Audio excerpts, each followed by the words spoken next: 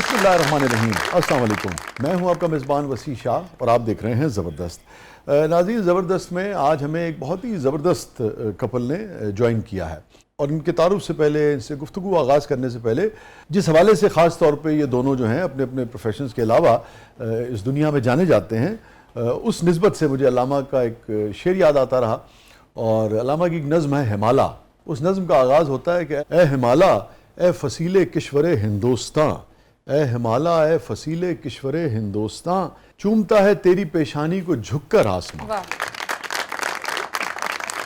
और आज ये मुझे इसलिए याद आया कि हमारे पास जो मेहमान हैं वो माउंटेनियर्स हैं दोनों और कपल है, और दोनों जो हैं वो जनाब इकट्ठे जाते हैं और पहाड़ की चोटी जो है वो सर करते हैं। तो बहुत लुत्फ आएगा इनसे बात करके। हमारे साथ मौजूद हैं अनम उज़ैर साहिबा। Welcome to the show Anam साहिबा, थैंक यू फॉर कमिंग। बहुत बहुत शुक्रिया, आपने वक्त निकाला, आप तशरीफ लाई। और हमारे साथ मौजूद है मोहतरम बैरिस्टर अहमद उज़ैर साहब। Welcome to the show barrister साहब। वेलकम, बहुत बहुत शुक्रिया, आपने वक्त निकाला, आप तशरीफ लाए, थैंक यू सो मच। और मैं एक शकीब का एक शेर भी आप दोनों को शुरू में डेडिकेट करना चाहूँगा ना, अल्लामा से तो हमने है ना, वो है कि शकीब अपने तारुफ के लिए ये बात काफ़ी है। शकीब जलाली हमारे बहुत कदावर शायर, शकीब अपने तारुफ के लिए ये बात काफ़ी है, हम उससे बच के चलते हैं जो रास्ता आम हो जाए। तो इतना बच के चल रहे हैं कि आपने रास्ते पे चलना छोड़ दिया, आपने कहा हम पहाड़ पे चले जाते हैं। उन नए रास्तों को जब आप ढूंढते हैं तो उसमें आपको अपना भी कुछ ना कुछ डिस्कवर करने का मौका मिलता है। ओह यस यस यस, दुरुस्त कहा आपने।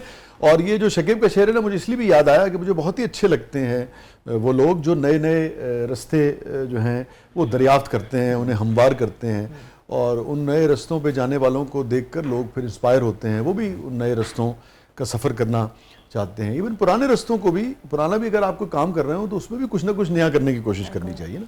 तो कैसे आप दोनों ने ये तय किया कि भाई चलिए पहाड़ पे चले, चलिए दुनिया दियोस नुकरे।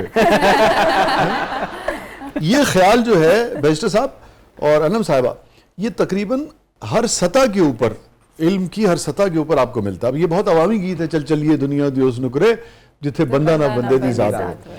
बुल्ले शाह के शेर देखिए, चल बुलिया चल उत्थे चलिए जिथे सारे अन्ने, ना कोई साड़ी जात पछाणे ना कोई सानू मन्ने।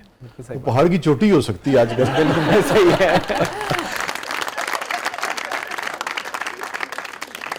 गालिब का शेर देखिए उर्दू में, रहिए अब ऐसी जगह चलकर जहां कोई ना हो, रहिए अब ऐसी जगह चलकर जहां कोई ना हो, हम सुखन कोई ना हो और हम जुबां कोई ना हो। है ना? तो आप लोगों ने जनाब गालिब की भी, बुल्ले शाह की भी और आम आदमी जो है उसकी भी जो ख्वाहिशात जो है वो पूरी कर दी। तो कैसे आप दोनों ने तय किया? हमने ऐसा सोचा कि हनीमून ट्रिप पे जाना है शादी के बाद ना, तो पहाड़ पे चढ़ गए आपने? हाँ, हमने कहा कि अब क्या करें, पाकिस्तान में ही जाना है, कहीं पे बाहर कहीं नहीं जाना। ये आप मजाक कर रही हैं हकीकतन? नहीं, सच में। आप वाकई हनीमून पे दोनों उधर पहाड़ पे चले गए? जी। तो और कहाँ जाना चाहते थे, जो कि पहले आप K2 के बारे में पूछ रहे थे, हम K2 जाना चाहते थे। हमने ऐसे वो फेसबुक खोला तो उस पर एक टूर ऑपरेटर का नंबर निकाला, ऐसे कॉल मिला दी कि जी हमने ना K2 जाना है। ऐसे नहीं कह रहे कि बेस कैंप जाना है, हमने समिट का, हमने K2 जाना है। तो बस इस तरह से वो हनीमून ट्रिप जो था ना, वो K2 से तो वैसे नीचे ही आ गया, फेरी मेडोज नागा पर्वत बेस कैंप तक चला गया, लेकिन पहाड़ों से वहां से शुरू हुआ ये काम। वाह। और उसके बाद ऑब्वियसली फिर हमें ये भी जॉब कर रही थी अपनी, मैं भी अपना काम कर रहा था, तो हम करते ये थे कि हर 2-3 महीने के बाद एक छोटी सी ब्रेक लेते थे। फ्राइडे मॉर्निंग, थर्सडे नाइट को हम चले जाते थे, चलो बेगम हनीमून पे चले, और हम एक टूर ऑपरेटर के साथ, और मंडे मॉर्निंग हम दोनों अपने काम पे वापस होते थे। अच्छा। तो वो हर वीकेंड, वो एक लॉन्ग वीकेंड को बना के, तो हर कुछ 2-3 महीने के बाद हम इस तरह ट्रिप पे जाते थे, जो कि ऑब्वियसली वो एक अपॉर्चुनिटी थी और हमने बहुत ज़्यादा एक्सप्लोर किया पाकिस्तान का। और चीजें भी नहीं थी, सामान नहीं है, सोचेंगे स्लीपिंग बैग किसी से मांग लिया, जूते नहीं है वो किसी से मांग लिए। तो ऐसा कुछ, ऐसा नहीं था कि इक्विपमेंट भी पूरा है हमारे पास, इधर उधर से मांग के, शौक की बात थी। शौक था। और ये बुनियादी तौर पे आइडिया किसके जहन में आया था, आपके या बैरिस्टर साहब के? शेड ही था इनको, फोटोग्राफी आज तक नहीं पता हाँ, चला, क्योंकि इनको फोटोग्राफी का शौक था। मुझे वैसे मैं जाता रहता था, लेकिन उस तरह के एक्सपेडिशंस मैंने नहीं किए जो ऑब्वियसली हमने बात शादी के बाद किए, बट ऑब्वियसली एक वो शेयर्ड असल एक्सपेडिशन शुरू ही शादी के बाद उससे पहले तो और तरह की जिंदगी, जो पहाड़ पे चढ़ना है ना, ये शादी के बाद पता लगा।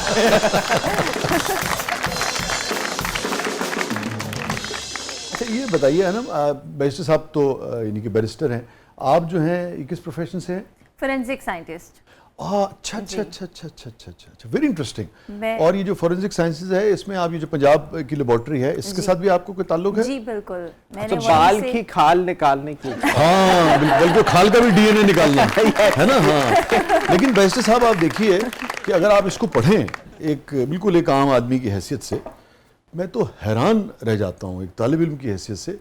और यानी कि आप जैसे कि आपने कहा बाल की खाल निकालना, और आदमी हैरान रह जाता है जब पढ़ता है कि उस बाल के अंदर और उसके अंदर एक जहान जो है वो पोशीदा होता है, फिर उसको देखना, उसको दरियाफ्त करना, इट्स वेरी इंटरेस्टिंग सब्जेक्ट। तो हम जो पढ़ के इतना यानी कि एक्साइट करता है हमें, तो आपको तो बहुत उसका प्रोफेशन अलग है, मगर बहुत लुत्फ आता होगा। हाँ जी, एक्साइटमेंट है इसकी, लेकिन मुझे लगता है कि जब आप एज अ प्रोफेशन कुछ करते हैं तो वो एक आपका पर्सपेक्टिव एक डिफरेंट हो जी, जाता बदल है। जाता है। वो बिल्कुल बदल जाता है। वो उसमें जब आप ऐसे केसेस जो आपने सोचा ना हो, आपने कभी पहले जी, कभी सुना ना हो, बाज़ औक़ात बड़े और उस तकलीफदेह तरह की होते हैं, उसको चीज़ें भी आप देखना, वो एक डिफरेंट लेवल पे चली जाती है बात। लेकिन मुझे अभी भी याद है कि जब मैं एमफिल कर रही थी तो किसी ने मुझसे पूछना है एमफिल किस में कर रही हो? Forensic science. वो क्या होता है? वो क्या होता है? आपने कभी सीआईडी देखा है? आपने कभी डेक्स्टर देखा है? आपने कभी ये देखा है? मुझे ये रेफरेंस देने पड़ते थे, बिकॉज तब लोगों को पता ही नहीं था कुछ भी। हमारे यहाँ अफसोस की बात है, खुशी की बात यह है कि पंजाब में सबसे पहले बनी, जी। और अफसोस की बात यह है कि अभी तक गालिबन पंजाब ही बाकी सूबों को भी इस हवाले से जी। सबसे advanced, सपोर्ट जो है ना सबसे advanced वो करता है। और अगर आप जानना चाहें तो दुनिया में 25-30 बरस पहले तकरीबन जब ये बहुत ज़्यादा इन हुई, जी। उस 30 बरस से पहले के भी, यानी कि जब से लोग इसका इस्तेमाल शुरू हुआ, दुनिया में कवानीन बने, उसको अदालतों ने एक्सेप्ट करना शुरू किया, तो जो 40-40 साल 50-50 साल पुराने केसेस थे वो भी सॉल्व होना शुरू सॉल्व हुए। यस, बिल्कुल। और कोई उसमें इबाम नहीं रह जाता है हकीकत को दरियाफ्त करने में। ये भी एक इसका बड़ा पहलू है। बैरिस्टर साहब, कितना फ़ायदा हुआ इससे लोगों को, या इंसाफ की फराहमी में, या हकाइक तक पहुंचने में, कितना आप समझते हैं? ये जो डीएनए है, फोरेंसिक साइंस है, इससे पहले और इससे बाद की दुनिया क्या थी? देखिए, फर्क तो ऑब्वियसली है और एडवांटेज भी है। फोरेंसिक एक पीस ऑफ एविडेंस है। जब हम एविडेंस की बात करते हैं तो उसमें बड़ी अहम बात की आपने। उसमें वीडियो भी एविडेंस है, उसमें ऑडियो भी एविडेंस है, उसमें वॉइस नोट भी एविडेंस है, उसमें चैट भी एविडेंस है, उसमें किसी की दी गई एविडेंस जो स्टेटमेंट है वो भी एक एविडेंस है। तो जब आपने किसी पूरी उसको इकट्ठा करेंगे Yes, तो जो आप, कोर्ट के सामने आपने उस सारे को इकट्ठा करके पेश करना है अपना केस बिल्ड करने के लिए, तो यकीनी तौर पे इसने इस एडवांटेज दिया है जिसके पास वो फोरेंसिक एविडेंस हो। लेकिन मैं आपको ये जरूर बताना चाहूंगा कि अनफॉर्चुनेटली अभी भी पाकिस्तान में फोरेंसिक एविडेंस की उतनी यूटिलाइजेशन नहीं है जितनी वेस्ट में है।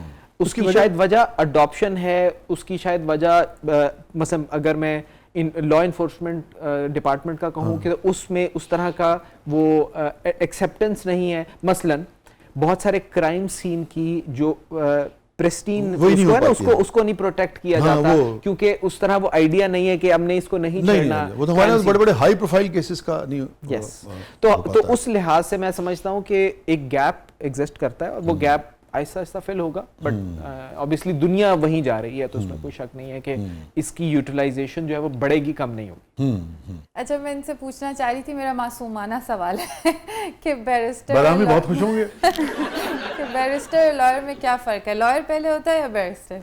अनम ये बड़ी इंटरेस्टिंग बात है। जब हम मिले ना तो अब उज़ैर मुझे कहते हैं कि आप बात करें ना घर पे। तो जब मैंने अपनी अम्मी को उज़ैर के बारे में बताया तो अम्मी ने कहा कि जी क्या करता है लड़का? मैंने कहा कि वो ना वकील है। मैंने कहा लॉयर? नहीं भाई नहीं, लॉयर से तो बिल्कुल शादी नहीं हो सकती। तो मेरे पता नहीं कौन भी एक लॉयर थे और कौन इस तरह थे, तो नहीं जी नहीं, ये शादी नहीं हो सकती। मैंने कहा कि बैरिस्टर साहब, ये आपकी कम्युनिटी अगर नाराज हो गई ये चलने पे तो आप आएंगे हमारा केस लड़ने के लिए? जी बिल्कुल बिल्कुल। या आपकी बेगम कह रही है, यानी कि आपकी कम्युनिटी की जो भाभी हैं वो कह रही हैं? देखिए, मेरी बेगम ने भी कहा, मेरी सास ने कहा है, तो मैं इस अनफॉर्चुनेटली इस केस को हार जाऊंगा।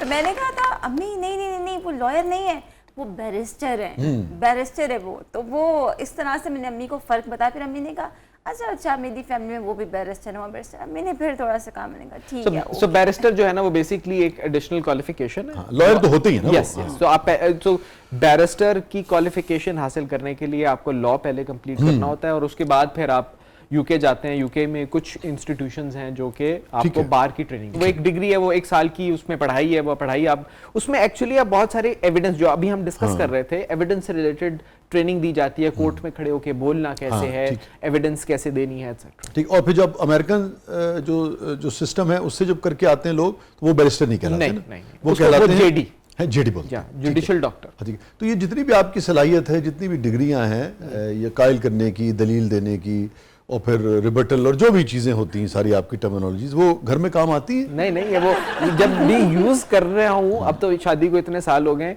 तो अनुमाकी से कहती हैं ये लॉयर्स वाले आर्गुमेंट मेरे सामने ना रखें। यहाँ नहीं चलेंगे। तो कैसे आप दोनों की दोस्ती हुई, ताल्लुक हुआ, शादी कैसे हुई? हम इकट्ठे क्लास में थे, हम दोनों का शेयर्ड इंटरेस्ट था साइकोलॉजी का। अच्छा। तो हम साइकोलॉजी की क्लास में इकट्ठे थे, मुझे भी, मैं लॉ करके जब वापस आया तो मैं वो क्लास पढ़ रहा था, तो वो उस दौरान हमारी और पहले वो ऐसे बिल्कुल भी नहीं थे, मैं आपको बता दूं, ये मतलब इससे डबल थे, इतना इनका साइज, मुझे वजन ज्यादा था इनका। बिल्कुल। अच्छा। सो 100 kgs। हाँ। ये बैरिस्टर साहब, अहलिया अगर वजन पे को बात करें तो ये बॉडी शेमिंग में तो नहीं आता? मेरे देखिए, मैं इस पे कोई जवाब नहीं दे सकता, ये बड़ी बदकिस्मती है मेरी। बट इसी से रिलेटेड बात यह है कि मैंने फॉर्चुनेटली बहुत ज़्यादा मेहनत की और उसका मुझे रिवॉर्ड भी मिला। तो अब मैंने मैराथन्स भी भागी, मैंने आयरन मैन भी किया, जो कि बेसिकली जिसमें स्विमिंग, साइकिलिंग, तीनों सारी चीजें, तीनों चीजें वो भी मैंने की ग्लोबल लेवल पे। वो तो कई घंटों पे मुश्तमिल होती है, 6 घंटे, 6 घंटे। ओमान में हो सर। हाँ। असल में देखिए, ये जो जैसे कहते हैं ना, जोक्स अपार्ट, जो भी चीज़ें वक्त के साथ अगर मुआशरा अच्छी चीज़ें दरियाफ्त करता है इंसानी नफ्सियात के हवाले से, एक रवैयों के हवाले से, मैं समझता हूँ उसे खुशदिली से एक्सेप्ट करना चाहिए। तो मैं खुद ये समझता हूँ कि बॉडी शेमिंग जो है बिल्कुल नहीं करनी चाहिए। अलबत्ता आप अगर किसी दोस्त को, प्यारे को मशवरा दें उसकी सेहत के हवाले से, तो वो ज़रूर दिया जा सकता है, ऐसे कि भाई उसको कोई बुरा ना लगे, इनकरेज करें। हाँ, मैं जो बताने लगी थी उसमें बात ये थी कि जब एक बंदा, उसका साइज भी इतना है और उसके बाल भी सारे सफ़ेद हैं और वो ऐसे बैठे हुए, तो मैं समझी कि 2 बच्चे तो होंगे जरूर। अच्छा। ये शादीशुदा हैं, इनके 2 बच्चे तो जरूर हैं। तब मुझे इनको देख के ऐसा इमेज बना था। और अब जो है ना, अब उज़ैर टोटली। अच्छा, अब देखिए उसका नुकसान क्या हो, ये iतने खतरनाक हद तक स्मार्ट हो गए हैं कि अब लोग सोचते होंगे कि पता नहीं शादी हुई है कि नहीं हुई है। नहीं, सफेद बाल जाएंगे, थोड़ा सा हेल्प करते हैं। नाज़रीन, स्टे विद अस, कहीं नहीं जाइएगा। और ये बड़ा इंटरेस्टिंग वैसे फिनोमेना होता है जब आप मुख्तलिफ कपल से बात करें ना, वो यंग हों या तजुर्बाकार हों, तो नई नई चीज़ें जो हैं वो सामने आती हैं। वैसे में लोग उससे बहुत सीखते भी होंगे ना। हाँ, many people can relate to it. नाज़रीन, स्टे विद अस, कहीं नहीं जाइएगा। छोटे वक्फे के बाद वापस आते हैं। हमारे पास एक बहुत ही शानदार कपल मौजूद है, हमारे साथ मौजूद हैं अनम उज़ैर साहबा, हमारे साथ मौजूद हैं बैरिस्टर अहमद उज़ैर साहब। प्रोग्राम के अगले मरले में आपके लिए बहुत कुछ है, आप देख रहे हैं ज़बरदस्त। दोनों से जानने की कोशिश करेंगे कि जब ये पहाड़ की चोटी पे जाते हैं तब उज़ैर साहब को मुंह खोलने की इजाज़त होती है कि नहीं। थोड़े वक्त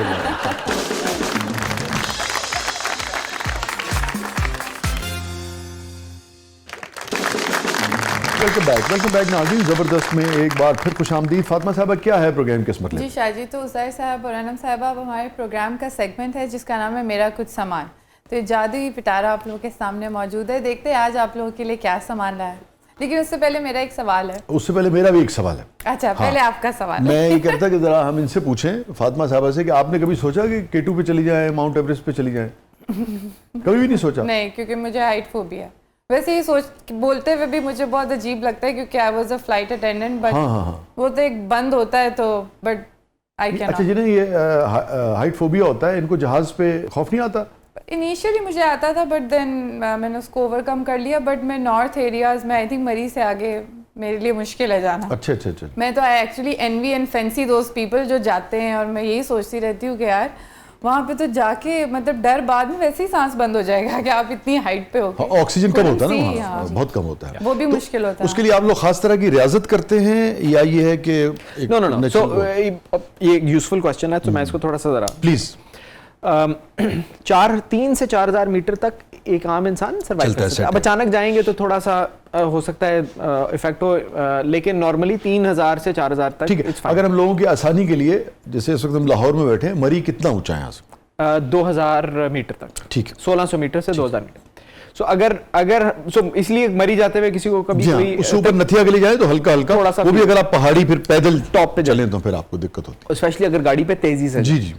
क्यों? इसलिए कि बॉडी आहिस्ता आहिस्ता एक्लेमेटाइज होना शुरू हो जाती है। तो जब हम माउंटेन की तरफ जाते हैं तो माउंटेन क्लाइंबिंग भी इसी तरह होती है। अच्छा। कि आप पहले थोड़ा सा एल्टीट्यूड गेन करते हैं, फिर आप वापस आते हैं, रिकवर करते हैं, एनर्जी रिगेन करते हैं, ब्लड में रेड ब्लड सेल्स बनते हैं, उससे आप मजीद केपेबल होते हैं, थोड़ा सा फिर और ऊपर जाते हैं। ठीक है। इसको हम अपनी माउंटेनियरिंग लैंग्वेज में रोटेशन कहते हैं। ओके। सो मैंने अगर मनासलू की तो मनासलू में मैं पहले बेस कैंप पे मैंने 3-4 दिन गुजारे, उसके बाद फिर मैं समा गांव जो गांव था वहाँ पे 3-4 दिन गुजारे, उसके बाद फिर मैं बेस कैंप पे गया जो कि तकरीबन 1000 मीटर ऊपर था, तकरीबन 4500 मीटर की बुलंदी पे, वहाँ पे 3-4 दिन गुजारे। उसके बाद फिर मैं कैंप 1 गया, वहाँ पे मैंने एक रात गुजारी, फिर मैं वापस आया, फिर रोटेट करते हैं ना, फिर वापस आया बेस कैंप, तो एक्लिमेटाइज हो गया, एक्लेमेटाइज हुए, फिर रिकवर किया, फिर मैं कैंप 2 गया, फिर वापस आया। तो इसी में वो कहता है ना कि महीना लग जाता है या 1.5 महीना लग जाता है एक माउंटेन समिट करते हैं, वो एक्चुअली इस रोटेशन की वजह से। फातिमा साहब, और मेरा सवाल ये है इनसे एज अ कपल के कोई भी ऐसा अनप्लेजेंट और बहुत ही challenging experience you guys had on a mountain आप हम लोगों से शेयर करें, और उन आने वाले कपल्स के लिए भी जो माउंटेनियर्स हैं और वो अवॉइड कर सकें चीज़। एक तो ये अवॉइड करें कि ऊपर जाके बिल्कुल झगड़ा नहीं करें, एक दूसरे को खफा नहीं करें, कोई ऐसी बात ना करें जिससे जो आपका पार्टनर है वो खफा हो जाए, उसका मूड खराब हो जाए और वो सोचे कि इसको नीचे गिरा मूड का खास ख्याल अब ये तो बहुत ही एक्सट्रीम बात होगी। अगर उस वक्त उसने आपकी को जरा सी मदद से भी इनकार कर दिया तो गए आप। हाँ, क्योंकि आप सो के उठे हैं, फिर स्लीपिंग बैग खुला पड़ा है, उसको फोल्ड करना है ना, अपनी सब चीजों को रखना है, बैग शैग रोज पैक करने हैं अपने, तो फिर अगर मूड खराब हो तो फिर ये काम नहीं हो सकते। अच्छा, वहाँ वैसे अपना अपना करते हैं या देखिए कपल होने का कुछ तो फायदा है ना, ऐसे करवाते हैं? नहीं जी, जट होने का फायदा है, ये फायदा है कि भाई नहीं हम पेट्रियार्की जो है वो आपको उसमें विकेटों पे भी जान नहीं छोड़े, आराम से बैठ नहीं। जाओ। लेकिन उसकी दूसरी डायरेक्शन ये है या कॉइन की दूसरी साइड ये है कि इनका सामान भी उठाने की जिम्मेदारी मेरी है। पेट्रियार्की का ये फायदा तो है ना, अब मेकअप इस पे एक्स्ट्रा कोई भी बात रखा नहीं जा करता, सकता है। इस पे कोई बात नहीं करता, जो बेचारा मर्द सदियों से कंधों पे सामान उठाए चला। कितनी शायरी है इसके ऊपर। जनाब फातिमा साहबा के सवाल। मैं आपको दो स्टोरी सुनाता हूँ।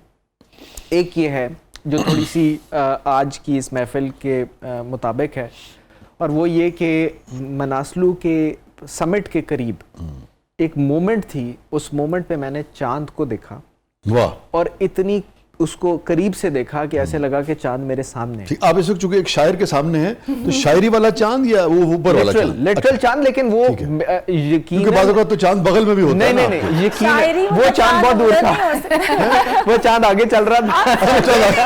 आप समझे ही नहीं उनका पॉइंट, शायरी वाला चांद था। So, वो जो चांद था उसकी जो खदो खाल थे, जो उस उधर डायरेक्शन जो नजर आ रहे थे उस पॉइंट पे, वो मैं आपको बयान नहीं कर सकता। लड़ाई वाली बातें कर रहे हैं सारी आप। तो एक तो बहुत हसीन है, बहुत, और उसकी जो ब्राइटनेस, और वो एक्चुअली फुल मून था और वो पूरी लाइट थी उसकी।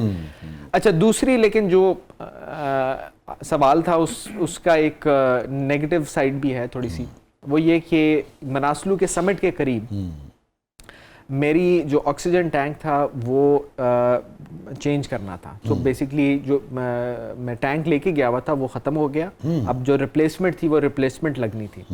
जो मेरा शर्पा था जो मेरी साथ था, उसने जब मेरा ऑक्सीजन टैंक लगाया तो वो ऑक्सीजन टैंक फॉल्टी निकला। सो उसमें ऑक्सीजन नहीं थी। अब आप इमेजिन करें कि अगर आदी हैं आप ऑक्सीजन के साथ क्लाइंब करने के, और अचानक वहाँ पे आपका ऑक्सीजन आपको ना मिले तो यकीनन यू विल डाई। तो मेरे उस पॉइंट पे, नेपाली था कि नेपाली। सो उस पॉइंट पे वो मेरी किस्मत थी। वो उसने ऑब्वियसली उसको टेस्ट किया होगा, चेक किया होगा, लेकिन जब उसकी जरूरत थी उस ऑक्सीजन नेपाली हैं तो प्रोफेशनल वैसे ये नहीं उसमें उस नेपाली का कोई वो नहीं है। एक्चुअली वो टैंक फॉल्टी था, वो फॉल्टी निकला, उसमें वो लीक कर गया जब भी। तो फिर इनके होने का फायदा हुआ क्योंकि फिर इनका स्पेयर टैंक वो मुझे मिला, और अगर मुझे उस समिट के मैं समिट से 20 किलोमीटर जान पे खेल गई बेगम आपकी। हाँ, तो वो आखिर में यही चांद काम आया आपको। इनका शर्फा था, उसने जल्दी से देखा कि मैं बैठने लगा हूं और मुझे वो डार्कनेस नज़र आ रही है और वो थोड़ी सी एल्टीट्यूड वाली वो हालत हो रही थी मेरी, तो उसने फ़ौरन अनम का जो स्पेयर टैंक था वो लगाया, वो लगा के फिर हमने सबमिट किया। ये बताइए, अल्लाह ताला आप दोनों को सेहत और ज़िंदगी दे जी, ये जब इस किस्म की कोई इंसिडेंट हो जाए या सिचुएशन हो जाए, कितनी देर लगती है आपके आज़ा तक उसके असरात पहुंचने में किसी भी शख्स? सेकंड्स। हाँ। सो मुझे ऑलरेडी वो फीलिंग आना शुरू हो गई थी, और डिपेंड करता है कि आपकी क्लेमेटाइजेशन कितनी हुई हुई है, और आप इसको एक्चुअली 8000 मीटर की जो लाइन है उसको डेथ जोन कहते हैं। उसकी रीज़न है यही है कि हमारी बॉडी जो है वो डिज़ाइन ही नहीं हुई उस एल्टीट्यूड पे सरवाइव करने के लिए। बाय डिफ़ॉल्ट जो माउंटेनियर्स बगैर ऑक्सीजन के समिट करते हैं वो सिर्फ समिट करके जल्दी से वापस आते हैं, बिकॉज उस लेवल पे सेल्स जो है वो हर टाइम मर रहे होते हैं, क्योंकि ऑक्सीजन की कमी है, पूरी बॉडी को ऑक्सीजन नहीं मिल रही, और जिन सेल्स को नहीं मिलती वो नहीं सर्वाइव करते। उसमें ब्रेन भी स्लो डाउन हो जाती है, आपके लंग्स की कैपेसिटी भी कम हो जाती है, दिल की कैपेसिटी भी कम। तो अब देखें ना, अगर आपने इन्हें खफा किया होता उस दिन, ये खफा होती और ये उस खफगी में अगर अपना मूड ठीक होने में 30 सेकंड भी लगा लेती। आप यकीन करें कि मैं उस दिन खफा था। अच्छा। मगर खफा किस बात पे थे आप उस दिन? खफा इस बात पे कि सारा रास्ता ये डायलॉग था कि जी हम इकट्ठे जाएंगे। ठीक है। अब हम कैंप 3 से निकलें, कैंप 3 से हम तकरीबन शाम को 5 बजे निकलें, तो हमने ओवरनाइट करना है और अगले दिन सुबह हमारा समिट। तो कैंप 4 तक हम साथ साथ हैं, मैं आगे था, हम साथ थी। कैंप 4 पे जाके अब हम जो है ना, हमने समिट की तरफ डायरेक्शन कर दी है, तो तकरीबन अगले 4-5 घंटे में हमारा समिट। अब आप इमेजिन करें कि इन्होंने ब्रेक नहीं लगाई, पीछे मुड़ के एक दफा देखा भी नहीं। कहती हैं कि मैंने देखा है, बट दूर से मैं नजर आ रहा था, इनको क्या पता कि मैं रुका हुआ हूं, उनको क्या पता कि मैं चल रहा हूं, अंदाजा था। देखिए, अब आपको उनका साथ देना है तो उनकी रफ्तार से चलना होगा। चाहे आप पहाड़ी पे चढ़ रहे हैं, चाहे आप गली में जॉगिंग कर रहे हैं, ये तो फिर ये आज की खातून है, इनके साथ चलना जो है वो बड़ा मुश्किल है, आसान नहीं है। पिछले साल एक अल्ट्रा मैराथन थी जो बेसिकली 60 किलोमीटर भागना था। अच्छा। मैंने की 12 घंटे में, इन्होंने की 11 घंटे में। तो वो 1 घंटा ये, और फिर नाराज मेरे पे थी कि आपने मुझे घंटा इंतजार कराया।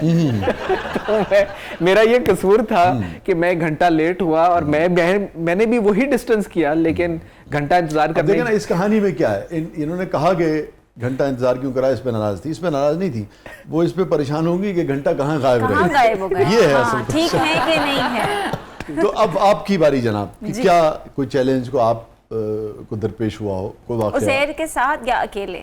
जैसे आप मुनासिब से, दोनों। जब जो अकेले तो बहुत बड़ा चैलेंज था मेरे लिए। अच्छा। जब मैं ब्रॉड पीक के लिए गई, ठीक है, वाह। जिस तरह उज़ैर ने बताया कि ऑक्सीजन टैंक का, इस तरह आपका स्पेयर जो टैंक होता है आपके गाइड के पास होता है। लेकिन मैं जब समिट पे पहुंची और समिट से मैंने अब डिसेंट शुरू किया, अभी मैं डेड जोन पे ही थी, तो मेरे पास जो टैंक था मैं उसको बार बार चेक तो कर रही थी। मतलब है कि आप 8000 के आसपास है ना, ये लोगों को समझना मैं समिट से बिल्कुल अभी थोड़ा नीचे आई हूँ। तो मेरा जो वो ऑक्सीजन टैंक था वो तो ख़त्म हो गया, और हालांकि मैंने उसको बहुत कम लेवल पे, लास्ट लेवल पे यूज़ करी थी कि मैंने इसको चलाना है, क्योंकि वो 16 घंटे का लंबा समिट पुश था उसका। तो वो वहाँ पे जब वो ख़त्म हुआ, अब मेरे पास वो स्पेयर वाला नहीं है, मेरे पास वो नहीं था, और फिर मुझे उसके बगैर डिसेंट करना था। तो मैंने समहाउ उसके बगैर डिसेंट किया, मुश्किल था ऑक्सीजन के बगैर।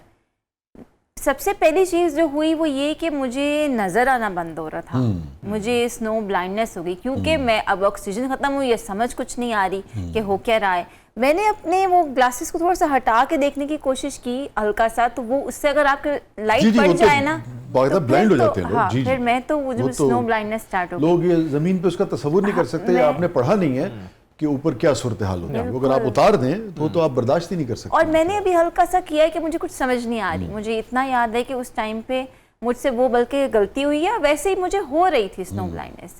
वो और कितना गई- सफर रहता था अनम साहब? अभी तो मैंने जाना था 7,100 मीटर्स पे, जो कि कैंप 3 जहाँ से स्टार्ट किया था मैंने, वहां तक जाना था, और अभी मैं 8,000। और रूटीन में अगर आपका सिलेंडर ठीक काम कर रहा हो, कोई मसला ना हो, तो कितनी देर लगती है इस सफर को तय करने अब में? देखिए, अब वहां से समिट तक 16 घंटे लगे थे और डिसेंट करते हुए कम टाइम लगता है, तो हो सकता है कि मुझे 10 घंटे लग जाते ठीक हैं, है, 8 तो लग जाते आपको हैं। रूटीन में 10 घंटे का सफर तय करना है, मगर अब आपके पास ऑक्सीजन नहीं है। ओके। तो अब स्नो ब्लाइंडनेस तो एक तरफ हो गई, और मैंने ये सोचना शुरू किया कि मैं नीचे चली गई हूँ बेस कैंप पे और मैं सो गई हूँ।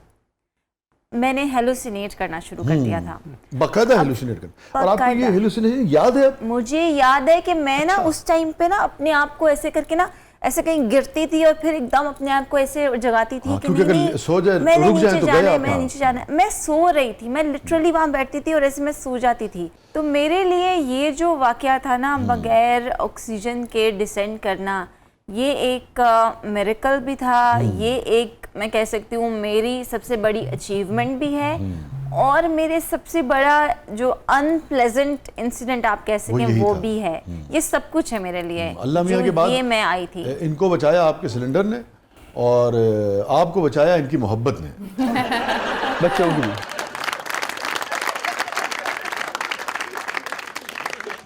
वो मैंने वहाँ नहीं सोचा था, बिल्कुल वहाँ कुछ ख्याल नहीं आया नहीं, था? मैंने कुछ नहीं सोचा था। इवन मैं, अब सब लोग चले गए हैं और अब रात हो गई है। कौन याद आया मैं- आपको उस लम्हे पे? वैसे मुझे लगता है कि मुझे एक मोमेंट के लिए ना, मुझे अपना बेटा याद आया था, मुझे एक मोमेंट के लिए। और नहीं, मुझे ऐसे मत देखे, मैंने अभी घर जाना है। नहीं, I am not being selfish, लेकिन मैं सच बता रही हूँ, मुझे एक मोमेंट के लिए सिर्फ अपना बेटा, जो बड़ा बेटा है, वो याद आया था कि मुझे, क्योंकि जब मैं ऊपर जा रही थी तब सब लोग कहते थे कि आंट यू सेल्फिश मदर, अगर आप वापस ना गई तो फिर आपके बच्चों का क्या होगा, आप छोड़ें, आपने क्या करना है, घर जाएं, ना करें। मुझे ऐसे वहाँ पे भी ये मशवरे मिल रहे थे, इवन कैंप 3 पे भी ये मशवरे देने वाले बहुत लोग थे वहाँ पे। Because if I am the second women जिसने ब्रॉड पीक समिट किया है, तो आप खुद सोचें कि लड़कियाँ कितनी जाती हैं, और अगर कोई आ गया है तो उसको ये कहा जा रहा था। तो मुझे अपना बेटा याद आया था, बिकॉज मैं ये सोच रही थी कि वो he should be proud of his mother. तो मैंने बस ना कुछ करके जाना। जब वो K2 की तरफ से मैं आई तो मैंने ब्रॉड पीक सबमिट करना था, दैट वाज माय मोटिव। मैंने कहा था मैंने करना है कुछ ना कुछ। तो आई थिंक एक मोमेंट के लिए ना मुझे फतेह याद आया था, एक मोमेंट के लिए, लेकिन फिर अल्हम्दुलिल्लाह कर लिया, और रात को 12 साढ़े 12 बजे मैं पहुंची थी। मेरी बहुत सारी तालियां दी आपके लिए, आप बड़ी नुमाइंदा हैं और इंस्पायरिंग लेडी हैं। क्या एहसास होता है, आप दोनों यंग हैं और एक आज के दौर के नौजवान हैं, कपल हैं, क्योंकि इतना शोर है, इतना कुछ अट्रैक्ट कर रहा है आजकल, कि ये जो तन्हाई है, ये कोई भी ऐसी जगह जहाँ हम कुछ देर के लिए अकेले हो सकें, जहाँ हम नेचर को महसूस कर सकें, जहाँ हम चांद को पढ़ सकें, इतना करीब हो जाए ना चांद हमारे, हमें लगेगा यार हम इसे छू सकते हैं ना, ये बिल्कुल ही ख़त्म हो गया है तकरीबन हमारी ज़िंदगियों से। अगर हम 8 अरब की आबादी के हिसाब से देखें या 25 करोड़ से भी देखें, तो कितने 0.1% भी शायद लोग ऐसे नहीं होते होंगे जो कट के इन सारी चीज़ों से, इन सेल फोन से, सारी जो अट्रैक्शंस कह लें, आलाइशें कह लें, बहुत सारी, उससे कट के कुछ अपने आप को दरियाफ्त करें, एक्सप्लोर करें, अंदर की तरफ का सफ़र करें। क्या तजुर्बा रहा आपका दोनों का, प्लीज़? अच्छा, मेरी जो रीज़न थी, मुझे बहुत सारे लोगों ने पूछा कि जी आप ये क्यों करते हैं। उसके बाद फिर मैं उस सफ़र के दौरान भी और उसके बाद भी सोचता रहा, तो मैंने 2-3 रीज़न्स जो है ना वो अल्टीमेटली आइडेंटिफाई की। उसमें सबसे जो बड़ी रीज़न थी वो ये कि हम अपने ऊपर कुछ जंजीरें रखते हैं। वो जंजीरें हमें जो हमारी कैपेबिलिटीज़ हैं उनको अचीव करने से रोकती हैं। वो हमारे अपने सोसाइटल रीज़न्स हो सकती हैं, वो हमारी फ़िज़िकल रीज़न्स हो सकती हैं, इमोशनल रीज़न्स हो सकती हैं। जब आप इस तरह की कोई चीज़ करते हैं तो वो आपको एक्चुअली ये बिलीफ देता है कि आप कुछ भी कर सकते हैं। बहुत अच्छा। हमारी कैपेबिलिटी जो है वो उससे कई ज़्यादा है जो हमने, ये बैरियर तोड़ सकते हैं, ये आप अबूर कर सकते हैं, ये जंजीर तोड़ सकते हैं, तो फिर अगली भी आप कड़ी तोड़ सकते हैं। एग्जैक्टली। तो मैं फील करता हूँ कि उस इंसिडेंट के बाद, उस समिट के बाद, मैं एक डिफरेंट इंसान हूँ वर्सेस बिफोर। मैं फील करता हूँ कि मैंने जब भी इस तरह का एक्सपीडिशन किया है तो मैंने एक्चुअली मेरी हेल्थ जो है ना वो इम्प्रूव हुई है। सो जब अब आप इमेजिन करें कि जब आप माउंटेन की तरफ जा रहे होते हैं तो कई दफ़ा 15, 20, 25 किलोमीटर डेली आपने वॉक करनी है। उसमें ऑब्वियसली कुछ एल्टीट्यूड गेन भी करना है, कुछ थोड़ा सा क्लाइंब भी करना है, थोड़ा सा नीचे भी आना है।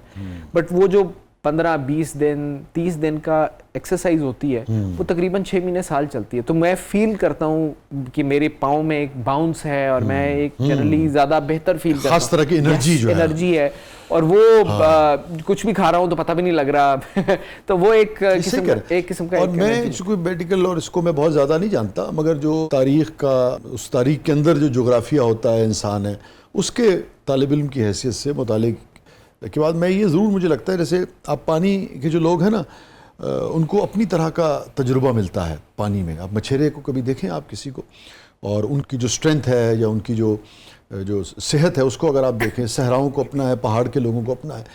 इसी तरह बैरिस्टर साहब मुझे लगता है कि जब आप पहाड़ों पे जाते हैं, ख़ास एल्टीट्यूड से ऊपर जब आप जाते हैं, वहाँ सेहत के हवाले से, रूहानियत के हवाले से जो कुछ आपको मिलेगा वो उससे नीचे तो मिल ही नहीं सकता। ऐसा ही तो पता नहीं आप क्या क्या कुछ जो हम जानते हैं लेके आते हैं और क्या क्या कुछ जो हम नहीं जानते वो भी साथ हम ले, मतलब मछेरा जो है या पानी वाले जो लोग हैं वो कभी इसलिए थोड़ी वो कर रहे होते हैं अपना प्रोफेशनल मछलियाँ पकड़ रहे होते हैं कि सेहत भी उससे होगी, मगर आप उन्हें देखें वो कोई क्या बॉडी बिल्डर अपना जिस्म बनाएगा जैसा किसी एक मछेरे का वो होता है। एक आपको एक ज़र्रा जो है गोश्त का उसकी उस पर नज़र नहीं आएगा, इतने फिट होते हैं। और ये तो बात हुई यानी कि फिज़िकल हवाले से ना, मेटाफिज़िकली अगर मैं आपसे पूछूं वो कैसा तजुर्बा रहता है? दो चीज़ें। अच्छा, ये बज़ाहिर लगेगा नहीं क्योंकि मैं यहाँ पे एक कैमरे के सामने बैठा हूँ, बट मैं पर्सनैलिटी वाइज एक इंट्रोवर्ट हूँ और मैं प्रेफर करता हूँ, या एटलीस्ट मुझे कोई मसला नहीं है अकेले रहने से। ठीक। तो वो जो अकेले वक्त है जो सिर्फ अपने साथ है वो अब मुझे एक्चुअली सबसे ज़्यादा जब मैं स्विमिंग कर रहा होता हूँ तो मुझे वो तब मिलता है जब मैं सिर्फ सॉलिट्यूड कि मैं सिर्फ अपनी सोच में मगन हूँ और मैं अपने से कॉन्वर्सेशन कर रहा हूँ। और मुझे ये बहुत अच्छा लगता है कि मैं अपने साथ कॉन्वर्सेशन करता हूँ और कई दफ़ा दो कंपीटिंग आइडियाज़ जो हैं उनको डिस्कस करता हूँ कि एक के हक की उसकी आर्ग्यूमेंट क्या है, दूसरे का आर्ग्यूमेंट क्या है, और फिर वो मुकालमा मेरे ज़हन में चल रहा होता है। मोहतरमा, मैंने नोट कर लिया वैसे। अच्छा? ये जो अभी सब बातें हुई है ना कि मुझे अकेले रहना पसंद है, वो सारा मैंने नोट कर लिया है। अब कोई जॉइंट एक्सपीडिशन नहीं होने वाला, अब अकेले उज़ैर जाएंगे। By the way Uzair Everest गए हैं पिछले साल अकेले। अच्छा। तो उज़ैर वो आपका कैसा, वहाँ आपने अकेले बहुत एंजॉय नहीं किया? सो एक छोटी सी एग्जांपल देता हूँ, बाकी आप फिर अपनी बात बताइएगा। और एवरेस्ट पूरा किया आपने? नहीं, मैं सो कैंप 3 से वापस आया। अनफॉर्चुनेटली निमोनिया हो गया था। तो होंगे ना जी, वो तो नहीं सामान तो उठाया होगा किसी ने। बेगम नहीं, अकेले। तो कैंप 3 से नीचे आया, वो एल्टीट्यूड सिकनेस भी हुई, थोड़ा सा निमोनिया भी हुआ। वहाँ पे कैंप 1 पे मैंने एक रात गुजारी और मैं आपको क्या बताऊँ, ऑब्वियसली ओपन एयर होता है, एक छोटा सा टेंट है, उसने कितनी आपकी हीट आपकी रिटेन करनी है। एक्चुअली कोई हीटिंग का सोर्स तो आपकी अपनी बॉडी है, उसके अलावा कुछ नहीं है। और माइनस होता है तकरीबन -20 था उस रात को। ठीक। और हवा भी चल रही थी। और मैं आपको यकीन दिलाता हूँ कि वो जो रात थी उसमें वो हवा और वो ठंडक मेरी हड्डियों तक गई है। और मैंने अल्लाह ताला से माफ़िया मांगी क्योंकि वो जो तकलीफ थी वो मैं आपको नहीं डिस्क्राइब कर सकता। बट मज़े की बात यह है कि वो करके अगले दिन सुबह वापस आए, 2-3 दिन के बाद फिर दोबारा उधर ही गुजारने के लिए। वो है ऐसा लुत्फ ऐसा है ना। यस। तो वो जो तकलीफ है वो अकेले और लेकिन उसमें कोई साथ हो तो जरा थोड़ा सा शायद बेहतर ये कह नहीं रहे बस कि कोई अगर साथ हो। नहीं तो आप होती तो क्या आप कुछ दबा देती हैं? आपको लग रहा है ये दबाने का नहीं कहते होंगे वहाँ पे? जैसे कि अभी मैंने आपको एक्सप्लेन कर दिया ऑलरेडी, ये तो वहाँ जाके भी यार मेरी टांगे थोड़ी सी दबा दोगे, पाँव थोड़ा सा दबा दोगे। मैंने कहा यार मैं भी वही करके आई हूँ जो आप करके आए हैं। तो ये इतने मॉडर्न ख्यालात के नौजवान और पेट्रियार्की जो है वो मौजूद है कि मैंने कोट दे। लेकिन नहीं, वो मजा आता है, वो मैं अपने शौक से अच्छा, मजे की बात ये कि हमारे दोनों बेटे भी ऐसे ही अच्छा अच्छा अच्छा कि जी हमें थोड़ा सा हमें हाँ, दबा- ऐसे वो दबा वो दें। भी चौधरी हैं, पूरे चौधरी कि मामा थोड़ा सा दबा देंगे। नहीं तो वो कभी उनको ऐसा भी हुआ शौक- कि आपने कहा कि मैं भी बहुत थक गई हूँ, जरा मेरा भी तो ख्याल करो? नहीं, मुझे नहीं, ये नहीं पहाड़ों मानेंगे, में ये नहीं मैंने ऐसा नहीं कहा। पहाड़ों में मेरा ये है कि एक्स्ट्रा मेकअप उठा लो, एक्स्ट्रा कोई और चीजें उठा अच्छा। लो, कोई डिफरेंट चीजें। नहीं, मेरे सवाल का जवाब नहीं आ रहा। नहीं, I don't think so. Over the years I must say, बल्कि मैंने 2-3 दफ़ा कहा भी इनको कि इनकी बदकिस्मती है कि ये पाकिस्तान में पैदा हुई हैं, और उसकी वजह यही है कि पाकिस्तान में जिस चीज़ का मजाक उड़ा रहे हैं वो उसी इन्वायरमेंट ने इनको मौका नहीं दिया। वरना अगर ये किसी गोरे मुल्क में पैदा हुई होती तो she would have been an Olympian for sure. जिसकी एक छोटी सी एग्जांपल ये है कि हम शादी के मेरे ख्याल 5-6 महीने के बाद उम्रा करने गए, उम्रा से वापसी पे फिर हम एक वो रिजॉर्ट था, वहाँ पे हमने कहा जी डीप सी डाइविंग करते हैं। वो अभी डीप सी डाइविंग हम बोट पे जा रहे हैं, तो जाते हुए इन्होंने मुझे बताया कि जी मैंने तो कभी स्विमिंग ही नहीं की। मैं सोच रही थी कि अब क्या बताऊं कैसे अब ये। अच्छा, वो उधर कैन यू बिलीव के विद इन 30 सेकेंड्स उन्होंने पानी के अंदर छलांग लगा के ओशन के अंदर, हाँ। पहले जो पानी का एक्सपीरियंस था वो ओशन के अंदर डायरेक्ट डीप सी डाइविंग, वाह। और Naturally और वो इनकी तो वो है। नेचुरली एक वो इंसान होते हैं ना, टैलेंटेड होते हाँ हैं, हाँ हाँ। तो वो अब मछली को कौन किसी ने सिखाया थोड़ी होती है, कुछ इंसान भी ऐसे ही होते हैं। हाँ, yes। तो वो ये जो है ना नेचुरली टैलेंटेड है। वाह माशाल्लाह। नाज़रीन, स्टे विद अस, कहीं नहीं जाइएगा। छोटे से वक्फे के बाद वापस आते हैं। हमारे साथ मौजूद हैं अनम उज़ैर साहबा, हमारे साथ मौजूद हैं बैरिस्टर अहमद उज़ैर साहब। प्रोग्राम के अगले मरले में आपके लिए बहुत कुछ है, आप देख रहे हैं ज़बरदस्त।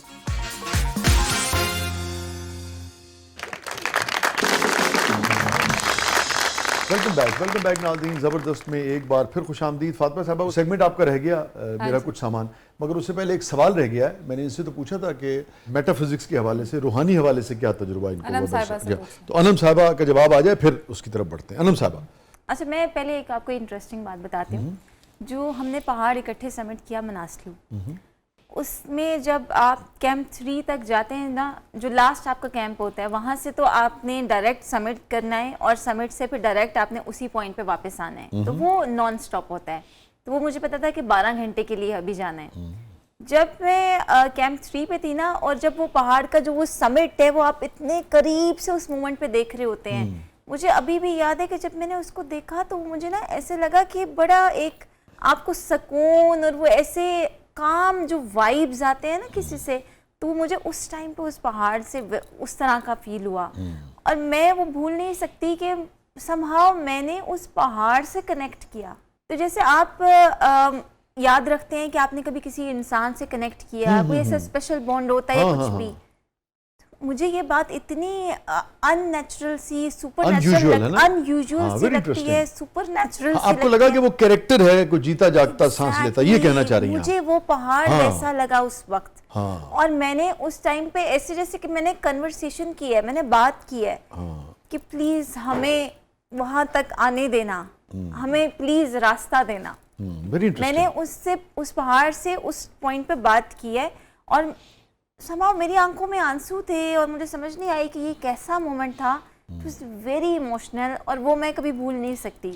और मुझे यकीन था, मुझे इस बात का यकीन था कि मैंने ये समिट करके यहाँ पे वापस आना है। मुझे somehow 100% आई वॉज श्योर। जैसे उज़ैर ने पहले बताया कि अनम तो जाती जा रही थी, अनम ने देखा नहीं। मैंने 2-3 बार पीछे देखा कि वो हेडलैम्प नज़र आ रहा है या नहीं। तो मैंने इवन मेरे साथ जो मेरा शर्पा था, जो गाइड, मैंने उससे कहा कि उज़ैर, उसने कहा कि नहीं, तुम चलते रहो, चलते रहो, आप चलते रहोगे वो आ जाएगा। ये उस बात का जवाब है। तो मैं चलती रही। तो somehow मुझे यकीन था कि मैंने जाना है और मैंने आना है। और ये कनेक्टिविटी अगर मैं कहूँ कि हर पहाड़ के साथ हो सकती है, मेरी K2 के साथ भी नहीं हुई, मैं उस पर भी आगे गई। मेरी उससे ब्रॉड पीक से भी नहीं हुई। क्यों? क्योंकि ब्रॉड पीक तो चले एक उस तरह का पहाड़, वो उस तरह से आ गया मेरे सामने कि ब्रॉड पीक ने मुझे सिलेक्ट किया था। आप यहाँ बैठ के पहाड़ सिलेक्ट करते हैं, हमने यहाँ जाना है, हम जा रहे हैं, नहीं, ब्रॉड पीक ने मुझे सिलेक्ट किया था कि मैं जाऊं और मैं समिट करूं। मुझे ब्रॉड पीक पे मैं वो करने नहीं गई हुई थी। It was not my choice से आप उस तरह से मैं चॉइस से नहीं गई थी। तो इख्तियार था आपके पास, पहाड़ ने मुझे सिलेक्ट किया। Very interesting. और वो मनासलू, उससे मैंने कनेक्ट किया था, और वो मैं भूल ही नहीं सकती। बेशक मैंने ब्रॉड पीक भी समिट किया है, पर वो समिट और वो चीज़, वो मुझे लगता ही नहीं कि मैंने देखा है ऊपर समिट पे कुछ भी जो मैंने बाज़-औक़ात ये भी, आप दोनों बड़े पढ़े लिखे लोग हैं, बाज़-औक़ात ये भी तो होता है ना जो आपकी दाखिली कैफियत होती है उस वक्त जिस किस्म की कैफियत से रिलेशनशिप में जिस किस्म के दौर से आप गुजर रहे होते हैं, वो भी बाज़-औक़ात उसकी वजह से भी दुनिया आपको हसीन लगती है, बाज़-औक़ात उसकी वजह से दुनिया बुरी होती है। इर्द गिर्द बाज़-औक़ात कुछ भी गलत या अच्छा नहीं होता, आपके अंदर का मौसम बताता है कि बाहर क्या है। तो इसकी ये वजह भी हो सकती है कि आप इकट्ठे थे और नई शादी हुई थी शायद? नहीं हुई थी। बहरहाल चलिए, मतलब इकट्ठे थे, हैं? 2 बच्चे थे। 2 बच्चे थे, ठीक। तो ये भी वजह हो सकती है, आपको लगा नहीं और कोई वजह नहीं थी, डायरेक्ट आपको ये नहीं, आपने तजुर्बा हुआ। बहुत इंटरेस्टिंग बात कही है, क्योंकि इस पॉइंट ऑफ व्यू से आजकल मुझे इसके पैसे मिलते हैं।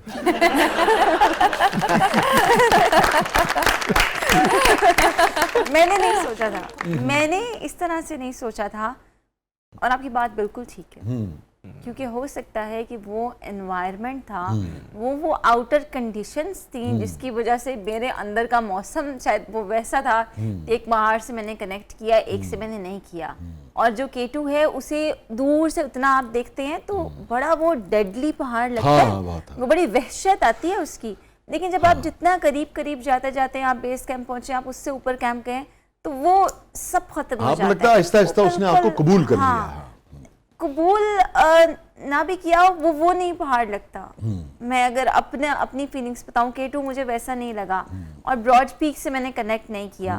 तो आपकी बात बिल्कुल ठीक है कि वो मेरे बाहर का एनवायरनमेंट। और ये जो नेचर से कनेक्ट होना होता है ना बेस्ट साहब और अनम साहिबा, ये कोई भी जो आर्टिस्ट है या ज़िंदगी को, नेचर को करीब से देखना चाहता है, या कोई उस ज़ुबान को ज़्यादा समझ पाता है, कोई कम समझ पाता है, मगर ये फूल, ये पौधे, ये दरख्त, ये पहाड़, ये हवाएं, ये सब कुछ, हवा तो फिर चलिए एक आवाज़ पैदा कर रही होती है ना, मगर जो बिल्कुल आपको बुत की तरह नज़र आते हैं, वो भी बात कर रहे होते हैं। अगर आप गौर करें तो लिटरली आपको वो बात करते हुए, कुछ कहते हुए नज़र आते हैं, सुनाई देते हैं, फील कर सकते हैं आप। एक बहुत बड़े शायर हैं पंजाबी के, उनका नाम है शिव कुमार बटालवी। तो शिव की एक बड़ी कमाल की नज़्म है, जैसे दरख्त की आपने बात की ना, और शिव अपनी ज़िंदगी के बिल्कुल आखिरी उसमें थे, बीमार थे शिव, और शिव कुमार जो थे ग़ालिबन 38 साल की एज थी शिव की, ही डाइड यंग, और बहुत गैर मामूली शायर पंजाबी ज़ुबान का। और वो अपने हॉस्पिटल, ग़ालिबन अपर फ्लोर था, वहाँ से शिव ने देखा दरख्त थे, उस दरख्तों के ऊपर शिव ने एक नज़्म लिखी है, कुछ रुख मैनू पुत लगदे ने, बेटों की तरह, कुछ रुख मैनू पुत लगदे ने, कुछ रुख लगदे मावा, कुछ रुख नोवां तियां लगदे, कुछ रुख वांग भरावां।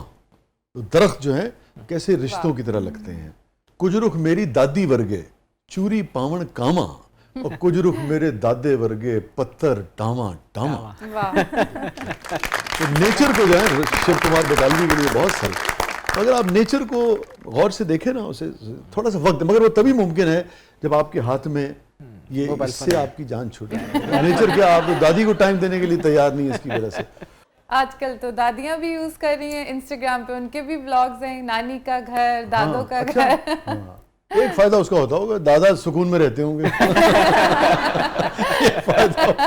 दादा नहीं लाके दिया, दादा अपने फोन पे हैं, दादी अपने फोन पे। मेरे ख्याल में इस उम्र में तो इजाजत दे देनी चाहिए, बल्कि इस उम्र में तो इसरार करना चाहिए, है ना, कि लड़न पे ढलन बेहतर है, यही पढ़ लो। बहरहाल जी, उम्र कोई भी हो, मैं समझता हूँ।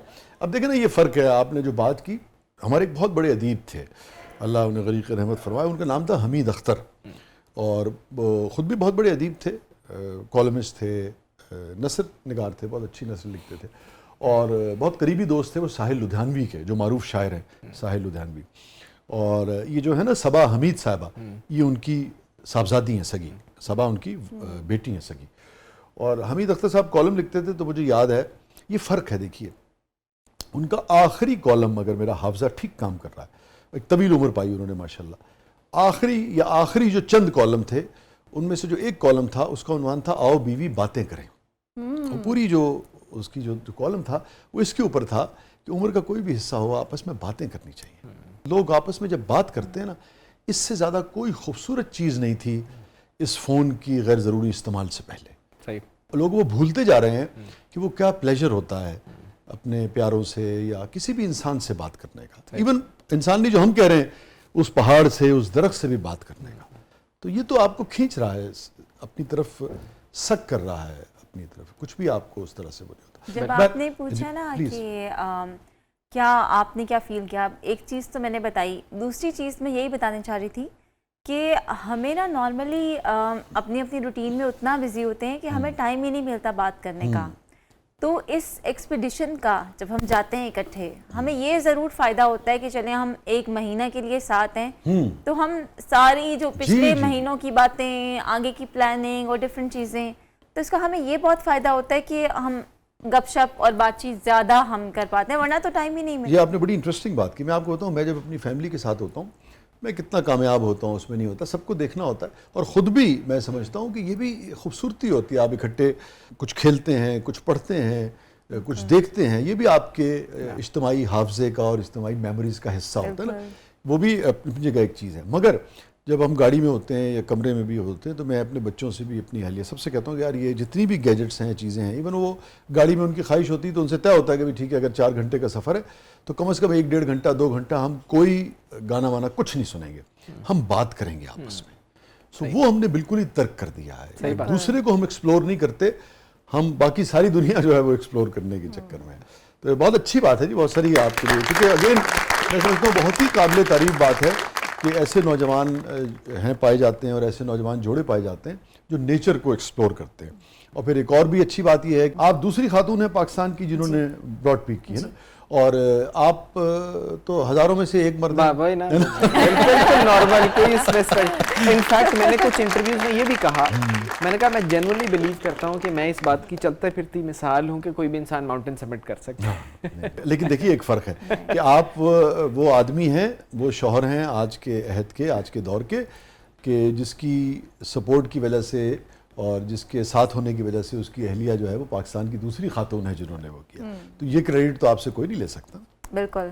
एक ऐसे माशरे में जिसमें आप ये देखिए कि ख़वातीन के लिए बहुत सारी आज़ादियाँ नहीं हैं, उसमें ये कितनी बड़ी बात है। तो ये आपके लिए बहुत सारी। मैं एक्चुअली ये जब गई थी एक्सपीडिशन पे, तो मैं एक्चुअली याद कर रहा था उस टाइम को कि मैंने अपने बच्चों के साथ बहुत दोस्ती की, और ये जब वापस आई तो उन्होंने एक्चुअली आके मुझे कहा कि यार ये बच्चे तो सिर्फ आपकी बात सुन रहे हैं। मुझे वो जो टाइम था वो 2 महीने का, उसमें मैंने अपने दोनों बेटों के साथ ऐसी ज़बरदस्ती दोस्ती बना ली।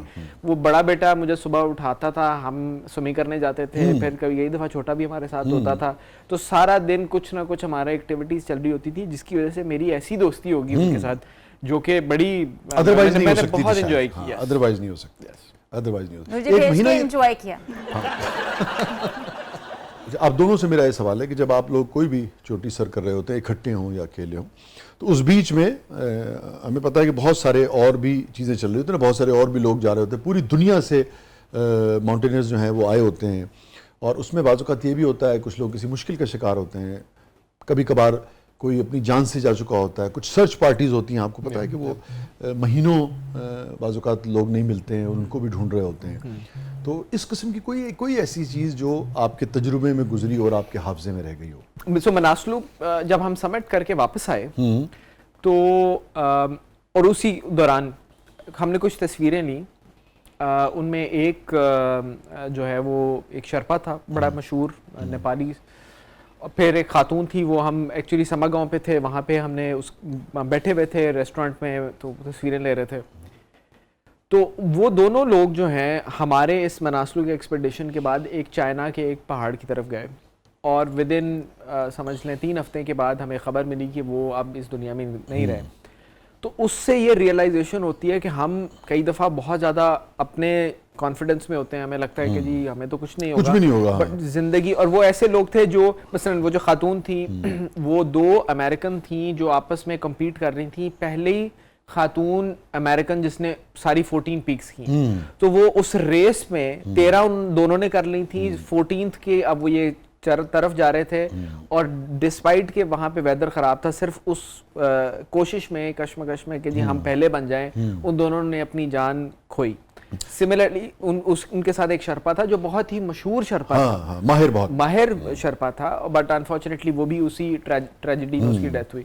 तो उससे अंदाजा होता है कि जिंदगी बहुत ही फ्रेजाइल है और वो किसी भी टाइम खत्म हो सकती है। और हम यहाँ लोगों को बताते चलें कि जो 14 यानी कि सबसे ऊंची पहाड़ियां हैं उनमें से 5 जो हैं वो पाकिस्तान में है। जी बिल्कुल, ये एक बड़ी, देखिए कितनी बड़ी नेमत है। और एक चीज़ और जो कि मेरे इल्म में है, मगर मैं चाहूँगा कि आप अपना जो ज़ाती तजुर्बा जो कि आपने तो करीब से देखा उसे शेयर करें, कि माउंट एवरेस्ट जो है वो कोई भी चीज़ जो दुनिया में कहीं भी है वो इंसान उसका वारिस है ना बुनियादी तौर पर।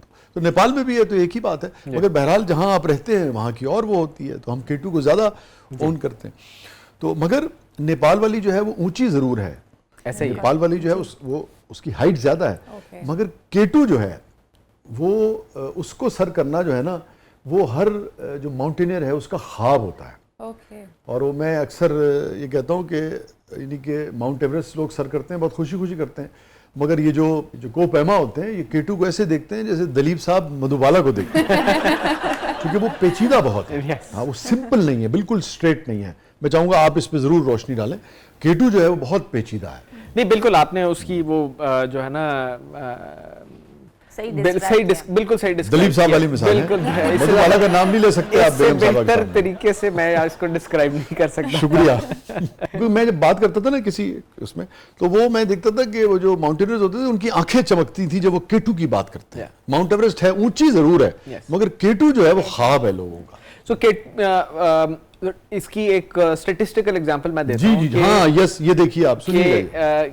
जो डेथ रेट है जो कि डिफाइन करता है कि सक्सेसफुल समिट्स वर्सेस डेथ्स, तो K2 का कई गुना ज्यादा है वर्सेस एवरेस्ट। तो उस लिहाज से जो है ना वो K2 को कहा भी किलर माउंटेन जाता है, और बहुत सारे हमारे फेमस माउंटेनियर्स ने अपनी जान जो है ना खोई है K2 के ऊपर। तो ऑब्वियसली वो ज्यादा the real trophy is K2। असल में आप इसको यूं अगर समझे ना, माउंट एवरेस्ट की एक अपनी है, वो हाइट ज्यादा है, मगर K2 का जो वो है ना वो बिल्कुल ही एक अलग लेवल है। K2 ऐसे ही जैसे आप माइक टाइसन को हरा के आ गए या मोहम्मद अली को आपने वो कर दिया। जी अनम, इसी हवाले से को आपके जहन में बात आती है? जैसे उज़ैर ने अभी बताया कि मनासलू पे हमने इस तरह से देखा, बहुत करीब से आप कुछ दोस्त आपके बनते हैं और पता चले कि कुछ हफ्ते के बाद वो नहीं है, और वो भी आपके साथ एक एक्सपीडिशन में थे और अगले में वो नहीं है। इस तरह मैं जब ब्रॉड पीक पे थी तो उस पे एक गाइड कह लें और एक सपोर्ट टीम कह लें या बहुत अच्छे माउंटेनियर उनको कह लें, सतपारा, तो वो Murad Sadpara he was also there. और जब मैं वो ब्रॉड पीक समिट करके नीचे आ गई हूँ तो मुझसे खैर खैरियत पूछते हैं। मैं उधर वापस आ गई हूँ लाहौर में। मुराद साहब से पूछा? जी जी, तो वो मुझसे पूछ रहे हैं कि अनम बाजी क्या हाल है। तो हम अब K2 वाला ख़त्म करके आए हैं, K2 में कुछ क्लीन अप प्रोजेक्ट में वो थे, वो ख़त्म करके मैं एक किसी के साथ ब्रॉड पीक पे जा रहा हूँ। और फिर अचानक पता चलता है कि वही जगह जहाँ से मैं भी आई हूँ, वहाँ पे मेरे ऊपर भी उस जगह पे पत्थर गिरा है ऊपर से आके, लेकिन मेरी किस्मत थी या दुआ थी मेरी अम्मी की या और किसी का प्यार था कि मैं उस जगह से बच गई हूँ। और उनके ऊपर जब वो पत्थर लगता है तो वो वहाँ पे उनकी डेथ हो जाती है। मुराद साहब की डेथ हो गई। तो वो जो एक चीज़ थी ना कि ये सोचना कि आप उसी जगह से आए हैं, अभी एक हफ्ता हुआ है आपको आए हुए, और उस एक बंदे की डेथ उसी पॉइंट पे हो गई है जहाँ पे पत्थर गिरते हुए मैंने अपनी आंखों से देखे हैं। तो वो एक बड़ा वो एक्सपीरियंस था कि आप वाकई अपने आप को इतना वो फील कर रहे होते हैं कि भाई नहीं, आप बहुत कॉन्फिडेंट है, आप कर लेंगे, आप कर आए, आपने कर लिया, लेकिन यू नेवर नो ये कुछ भी नहीं है। ये और उस वक्त आप कुछ कर ही नहीं सकते, बस वो एक फैसला होता है तकदीर का जिसको आप, और ये आपको नहीं पता होता कि बहुत से लोगों की दुआएं होती हैं, ये आपकी किस्मत होती है, और ये क्या है अल्लाह की तरफ से वो आपको नहीं पता होता, लेकिन आप कर आते हैं। अल्लाह ताला मुराद साहब को गरीक रहमत फरमाए, और भी जितने भी पाकिस्तानी हमारे इस सिलसिले में अल्लाह को प्यारे होते हैं, अल्लाह ताला उन्हें भी गरीक रहमत फरमाए, और दुनिया के भी जो लोग आते हैं अल्लाह ताला उन्हें महफूज रखे। अभी आपने मुराद साहब की बात की, और उस बीच में आपने कहा कि आप जब जा रही थी तो उस वक्त भी एक पत्थर जो है वो गिरा था, वो क्या वाक़या था, वो क्या तजुर्बा था? मुझे लगता है कि जब मैं आ रही थी तो वहाँ पे पत्थर लूज रॉक्स थे, तो वो गिर रहे थे वहाँ पे, और 2-3 से मैं भी बची हूँ। तो समहाउ ये उनकी किस्मत थी। किस साइज के पत्थर थे वो? काफी बड़े, अच्छा छोटे भी बड़े भी, बहुत बड़े साइज के पत्थर जो कि ऊपर से गिरने लग रहे थे। जी जी, उस वक्त तो आपको पता है इतना सा भी अगर पत्थर हो तो वो भी बिल्कुल बंदूक की गोली की तरह लगता है। कई दफा हमने वीडियोस भी देखी हैं कि वो बहुत बड़े साइज के 3-3 फुट के जो और जो है ना वो पत्थर कई दफा गिरते हैं। पहाड़ जो है ना उसकी वो इसी तरह लाइफ है कि वो शेप की चेंज हो रही होती है, पत्थर लूज बहुत सारे होते हैं, तो ये थ्रू आउट द सीजन जो है वो पत्थर नीचे गिरते हैं, स्पेशली उस टाइम पे जिसका हम जिक्र करेंगे कि जब हल्की हल्की बर्फ पिघल रही होती है, पिघल चुकी होती है, पिघल चुकी होती है, सो समर एंड हो रहा है उसके बाद उस टाइम फिर वो मतलब हल्की कहीं कहीं रह गई होती है ऊपर बिल्कुल पीक पे, है ना। और आपको कभी इत्तेफाक हुआ? क्योंकि नहीं तो मनासलू जो है वो बड़ा उस स्नो हैवी है, तो वहां पे ऑलमोस्ट सारा जो रास्ता नीचे बेस कैंप तक सारा कच्चा एरिया था, मिट्टी थी, और आप जैसे ही बेस कैंप पे पहुंचे और हमने ग्लेशियर शुरू किया तो वो स्नो ही था। वहां पे एवलांच ज्यादा आता है, वहां पे एवलांच ज्यादा है, क्योंकि आप ये देखें ना कि अगर ये पत्थर अगर गिरे तो वो तो ऐसे ही है जैसे बिल्कुल एक मौत जो छू के गुजर गई ना, अगर भारी है या बड़ा है ना। बिल्कुल वो नियर टू डेथ एक्सपीरियंस था। वैसे एक बात जो है ना ये वो है कि हमें भी यहाँ पे भी हमें अपनी रेस्क्यू जो फैसिलिटीज हैं उसमें और बड़ी गुंजाइश है, उसको जितना हम बेहतर कर सकें। बिल्कुल। और क्योंकि बिलियंस ऑफ डॉलर्स की जनाब ये इंडस्ट्री है ना, और अगेन जैसा कि मैंने कहा लोग जितना नेपाल आना चाहते हैं माउंट एवरेस्ट की वजह से, आप यकीन जाने उससे कहीं ज़्यादा मेरा ये मुशाहिदा भी है, मुतालिया भी है, मैंने करीब से देखा है, वो पाकिस्तान आना चाहते हैं K2 की वजह से। और जितना हम और ये आप देखें ना K2 की भी बहुत सारी हमारी जो इनकम है वो नेपालीज ले जाते हैं, तो शेरपास जो हैं, और फिर जो पूरा एक्सपीडिशन है बुक भी वहाँ से होता है। ऐसा ही तो चीज़ आपकी है, मलकियत आपकी है, आपके लोगों की है, मगर वो उसका असल जो बेशतर जो उसकी कमाई है वो वहां से होती है। टूरिस्ट का वॉल्यूम का बहुत डिफरेंस है। देखिए एवरेस्ट में तकरीबन 300 टूरिस्ट जो हैं डेली के ट्रैक करते हैं, 300, और पाकिस्तान में ऑन एवरेज साल सीजन का नंबर शायद 300 से 500 के दरमियान। वो इतना फर्क है रेवेन्यू का जो वो कमा रहे हैं और हम भी कमा सकते हैं, सिर्फ हमारी वो फैसिलिटीज बेहतर। यस, फैसिलिटीज बेहतर हो जाए, जहाँ जहाँ गुंजाइश है उसको करने की कोशिश करें। जी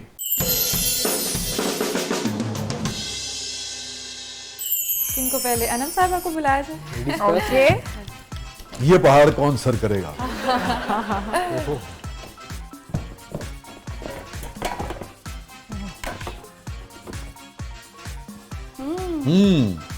ये बड़ा इंटरेस्टिंग है, मुझे असल में इसका नाम अभी भी भूल गया है। आई थिंक कोंडी डंडा या डोरी डंडा। तो बड़ी इंटरेस्टिंग स्टोरी है। जब हमने अभी अपने घर में शिफ्ट हुए रिसेंटली, तो सब चीजें ले ली, लेकिन ये नहीं लिया था। अब ये मुझे मंगवाना था, लेकिन मुझे उसका चटनी बना के दो। हाँ, मुझे इसका नाम नहीं आ रहा था, लेकिन तो बड़ा अब मुझे इसका नाम भी आ गया, और ये इसलिए मैंने ये पिक किया कि इट्स वेरी बड़ा इंटरेस्टिंग है ये, और हर घर की जरूरत है। पूरा घर ले लिया लेकिन ये नहीं था, ये नहीं लिया था। इट्स वेरी मतलब बहुत इंटरेस्टिंग बात है कि इतनी प्रोग्रेसिव और इतनी फियरलेस खातून लहसुन अदरक का पेस्ट मार्केट से नहीं ला रही, वो ये पीसने वाला ढूंढ रही है। नहीं, मैं खाना खुद बनाती हूँ। अरे वाह, खाना खुद, घर के काम सारे खुद करती हूँ। वो इसलिए तो ये बड़ा ही यूजफुल। जी अब हम मुज़्ज़र साहब से रिक्वेस्ट करेंगे कि यहाँ तशरीफ लें। बैरिस्टर साहब कोई एग्रीमेंट निकालिए। मुझे जो मेरी कुछ बचपन की मेमोरीज हैं, जो मैं एक खास मेमोरी है जो मैं आपके साथ शेयर करना चाहता हूँ। जरूर।